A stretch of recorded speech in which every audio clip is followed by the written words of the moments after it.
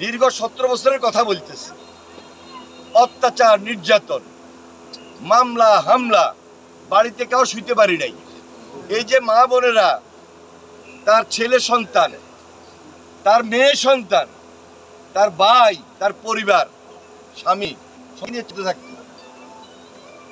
এমনও দিন গেছে আমাদের অনেক মা বোনেরাও রাত জেগে পাহারা দিছে, আর নামাজের মসলার মধ্যেও ছিল যে আল্লাহ কবে হাসিনারে হেদায়েত করে বা বিদায় দেয়।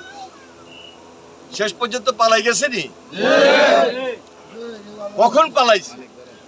যখন সে জনশত্রুতে এমন ভাবে পরিণত হয়েছে, গণশত্রুতে এমন ভাবে পরিণত হয়েছে, বাংলাদেশে থাকার মতো আর কোনো পরিবেশ ছিল না।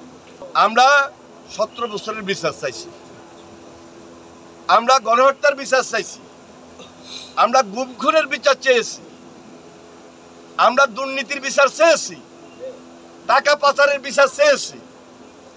তাহলে আমাদের আন্দোলনের ফসল হলো বর্তমান অন্তর্বর্তীকালীন সরকার। এই সরকার ক্ষমতায় আজকে দায়িত্ব পালন করছে 9 মাস হয়েছে।